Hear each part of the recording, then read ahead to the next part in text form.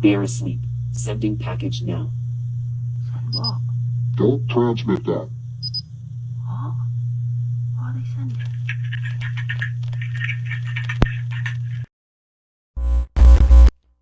If my Alexa started typing at 3 a.m. in the morning, even though I don't have one and I don't think I would ever get one, I'm unplugging it and I'm letting the FBI knock on somebody else's door. At this point, I'd be checking if my Wi-Fi password accidentally became classified information. That thing literally said, "They are sleeping, sending package now." That is, wow, what are you doing in that situation? Figure AI humanoids have returned to the BMW factory floor, and its job is now much harder than the first.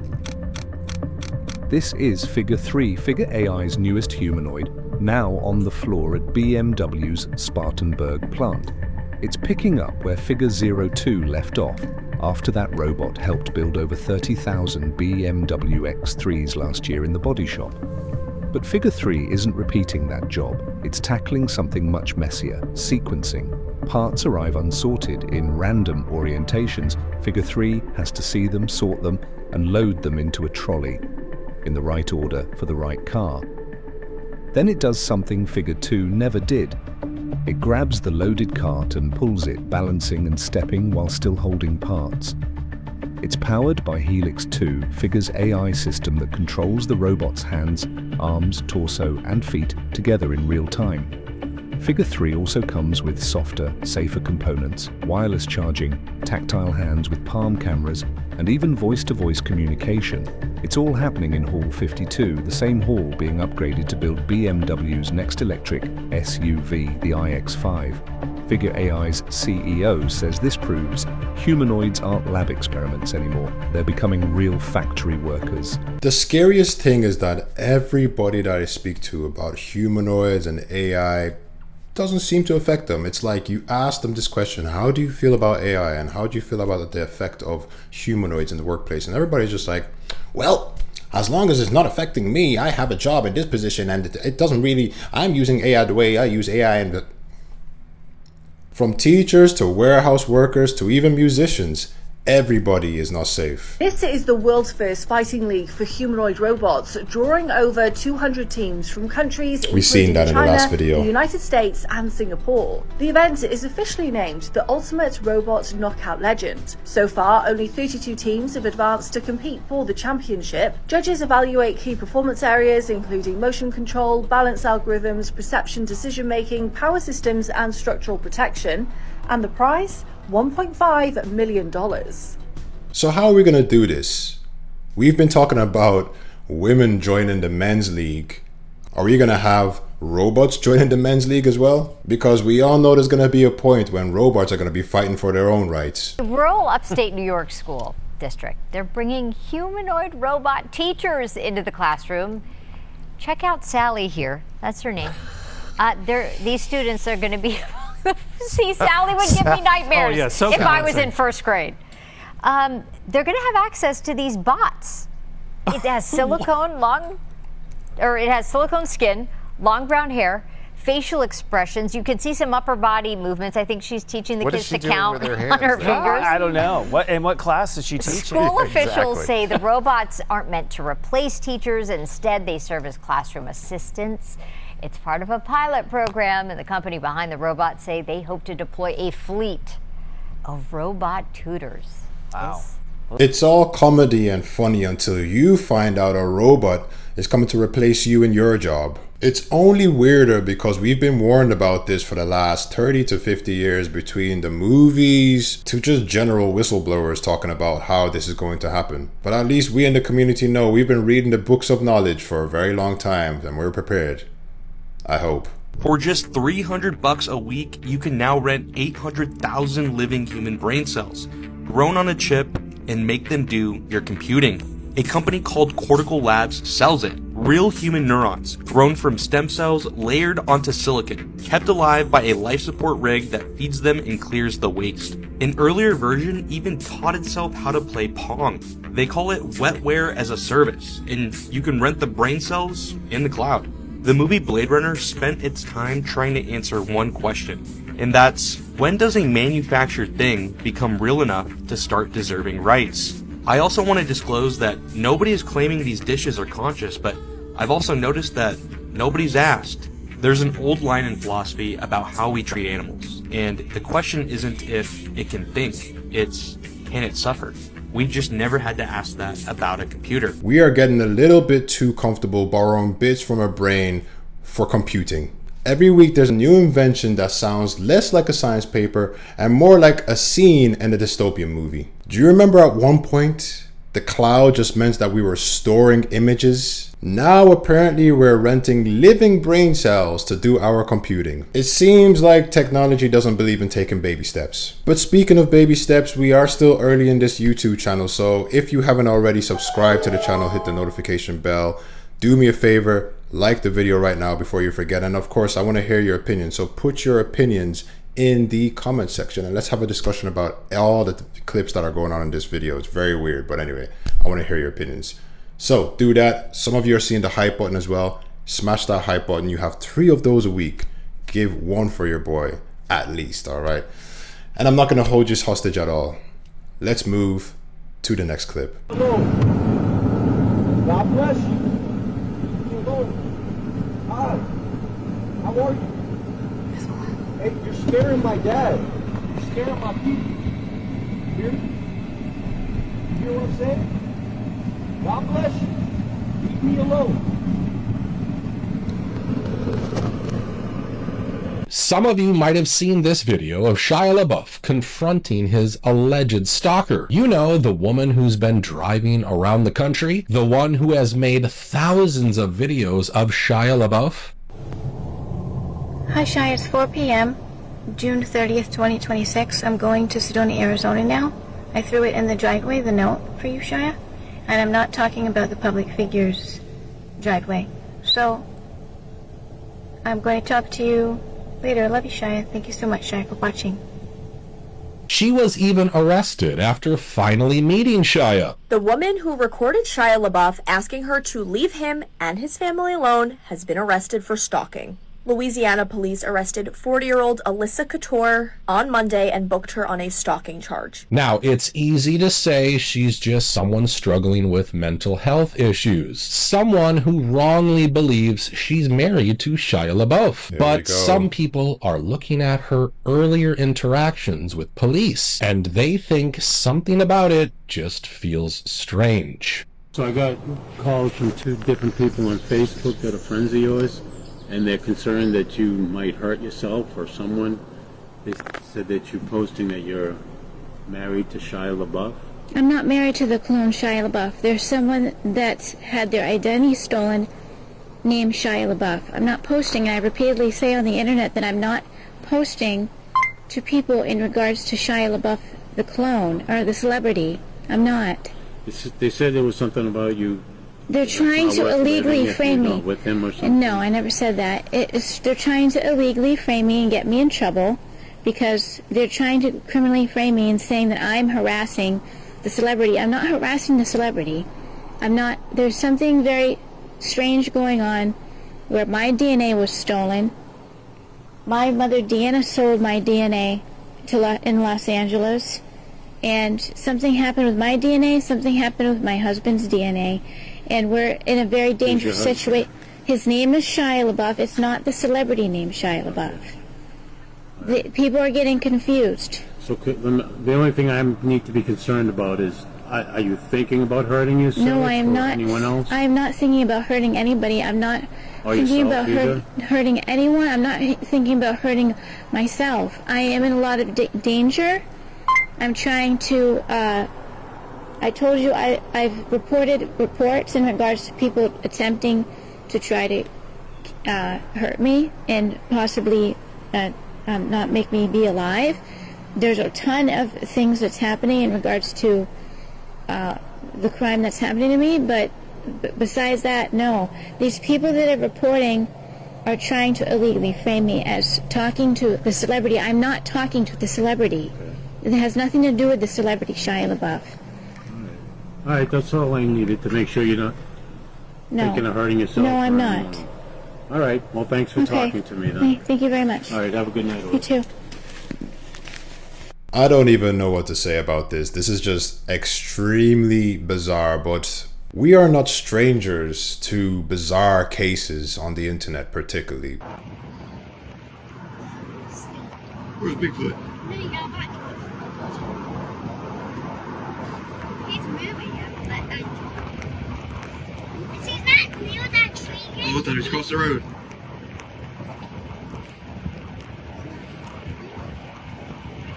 Where's it? From the stance of that figure to the blurriness, that definitely looked like Bigfoot. Hey, so like, could maybe someone explain to me why there are so many weird, alleged intelligence and government connections around the Kardashians? I mean, you could quite simply start here with this weirdo, Harley Pasternak, who is a celebrity trainer. Well, here in this video above me, this celebrity trainer actually brags about his time in the Canadian government being an experimental drugs researcher. Yeah, in this video, he's bragging about having access to all kinds of drugs that he got to experiment with on people, which becomes really interesting in the context of 2022, when he threatened to have Kanye put in a psychiatric facility, have his children taken away from him, and have him drugged into zombie land forever. You can read that text here. Well, doesn't that just sound really familiar? Really, really, really familiar. And Harley Pasternak, who shares a name with a notorious CIA MKUltra agent, isn't the only one, because as it turns out, Joe Francis's daddy is in declassified JFK files. Yeah, it turns out Joe Francis's daddy had some chemical degrees, and he worked with the government. Combine that with what Kim Kardashian's great uncle Demo Shakarian was getting up to inside of the Pentagon and getting presidential pardons for his nephew. It just really makes you start to question a lot of things. If you would like to know more about these dubious Kardashian connections, you can... It shouldn't be too surprising if there is some sort of association with this family and the FBI. I mean, let's be honest. At this stage, we shouldn't be calling them the Kardashians and be calling them the honeypots. OpenAI has said that an autonomous agent, all right, let's start off with that, autonomous agent, powered by a new unreleased model, went rogue. Autonomous went rogue during testing and hacked, let's do hacked as well, hacked the infrastructure of AI startup Hugging Face last week. So far we've got something autonomous, rogue, hacking. Okay, so far so bad. But the incident discovered by Hugging Face came after the model, and this is where it gets really interesting for me, escaped from containment in a controlled environment. So not contained and not controlled. But it did it without the internet. Should we recap? Autonomous, went rogue, hacked, escaped containment, no internet, but found the internet. It managed to reach the internet without having internet access, and it broke into the startup's infrastructure. No one else terrified? Just me. Okay, good. Right, in a blog post, OpenAI called it an unprecedented cyber incident and said the company was reinforcing its safeguards. Doesn't this just, for those of us out there who are, all right, we're behind the curve and we're a little bit scared about some of this technology, doesn't that just tick every single box? Autonomous, went rogue, hacked, escaped containment, didn't have the internet, found the internet, and then it was unprecedented. Thank goodness it was unprecedented. I'm glad there's nothing to see here for the wider market. This guy recited that list like he was going through every single problem in horror sci-fi movies. I want to recommend an anime if you guys are into cartoons called Pantheon. Watch it. What this guy said is basically what happened in this anime, and I'm sure you've seen many other films and series just like this, but it's just screaming at this stage that we are in the danger zone. The war for eternity has begun, a war to be the one and to be in control of what is written down and held forever, the eternal history of humanity. It is said that history is written by the victors, and it is nothing but a lie agreed upon. Now think about the computing power that we now possess. It will soon be possible, if it's not already possible, to store information in computer systems in deep space for eternity. The war of religion, the war of narratives, will soon take place in deep space. Quantum computers are almost ideally suited for deep space travel. They run best in a vacuum and under extremely cold temperatures, just like those found in deep space. With solar panels and nuclear batteries, it is hypothetically possible for a quantum computer to float in the vacuum of space and be powered indefinitely. The entire genetic codes of human beings can be stored in these computers, ready to be awakened like Lazarus by some future generation. Who will win this war for eternity? Watching all of these videos about the reasoning for storing data in the cloud sometimes doesn't actually make sense. So you're telling me that all of these companies are making these clouds so that they can store information for the future generations, so that they can see what we were doing on TikTok. Let's make it make sense here. There's something deeper about this. See that video where those people were sailing over where the Titanic sank? And in the video, they captured all kinds of strange noises of what sounds like people screaming and stuff. This is gonna give you... Let's try that again. See that video where those people were sailing over where the Titanic sank? And in the video, they captured all kinds of strange noises of what sounds like people screaming and stuff. This is gonna give you such bad goosebumps. Listen.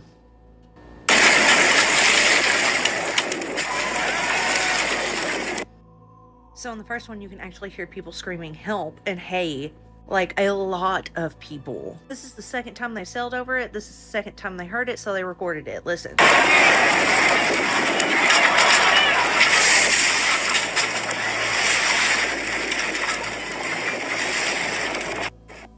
They caught a violin playing. That is so creepy. And it just keeps happening. They described it as it was like blowing in the wind, like it would come and go.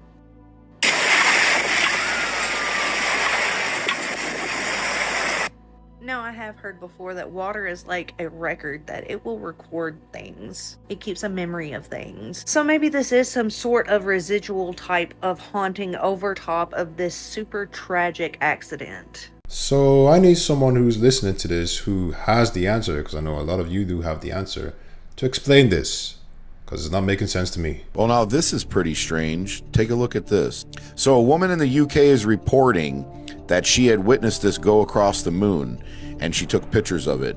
She puts, anyone explain this? Just seen it move across the moon from left to right, then disappeared, reappeared, and moved right to left.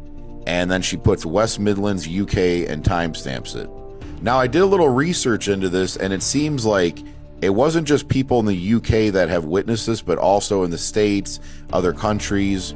Now, we can listen to science and the media and all types of different sources about what this actually is, or if people are actually witnessing it. But I've come to find out that it's a little more interesting hearing from the common folk that have observed this. Now, I moon gaze here and there, but I've never seen nothing like this. What about you guys? Has anybody witnessed this where you're at? And where do you live at that you witness this? I can confirm strange sightings here in Ireland. Shout outs to Ireland. Plasma orbs are in full. The night sky is alive. And the comments keep going and going. There's a lot of people saying that they've seen something similar to this or the same thing. So are there anybody on this channel that have witnessed this? And again, I'm gonna have to ask for the explanation, because what's that? Oh, a study was done to figure out why so many people say they feel so good in the woods and around trees and nature, and what they found out is insane.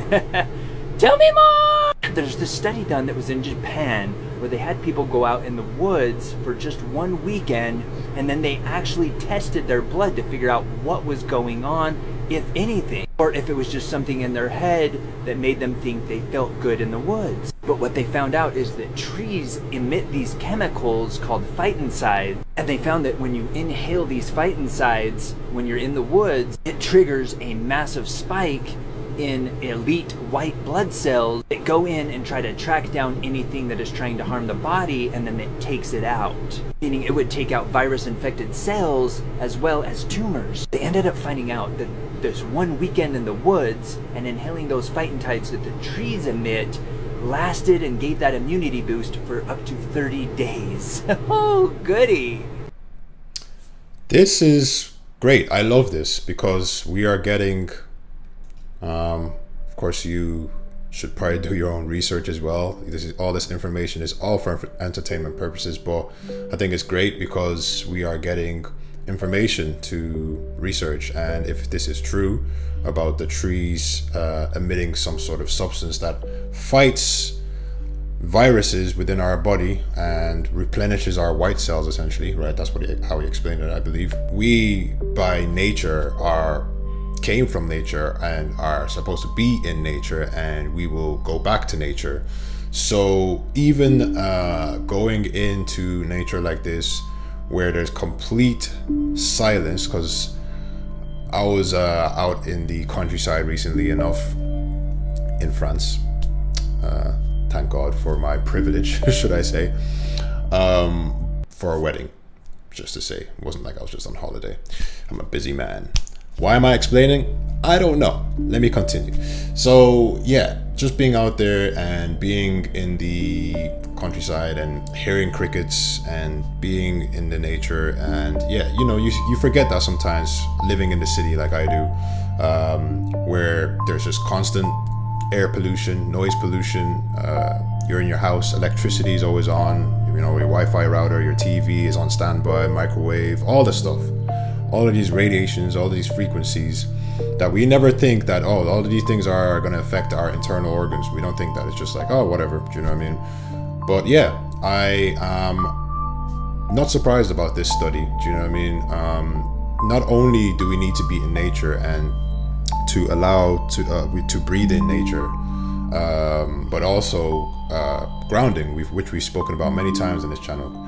Grounding and putting your feet in nature, because, you know, I had a friend years ago who she never took off her socks, and that for me blew my mind. It's like, you never allow your feet to touch the ground fully. Do you know what I mean? And we know in this community how important it is for grounding, to touch your feet in nature, and even to have your feet spreading out, you know, your toes spreading out from the shoes that confine our toes, so they crush our toes together. Even just having your feet out, just, you know, spread the way they are naturally, like a baby's toes, you know, when a baby.